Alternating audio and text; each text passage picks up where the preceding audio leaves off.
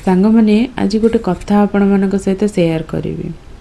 ए दुनिया रे ना पाखरे छिड़ा है कि तुमको भरोसा देवाक कहीं नथिबे आ सामना रे भी छिड़ा है कि आगो को रास्ता देखिया भी कहीं नथिबे आ तुमको तुम दुख कष्ट रे साहाय्य करने को भी कहीं नथिबे। किंतु एईटा गोटे सत कथा कि तुम पछरे छिड़ा है कि तुमको प्रति क्षेत्र रे समालोचना करने को आ तुमर मजाक उड़ाइया को एटी बहुत लोक सस्तारे मिल जाती।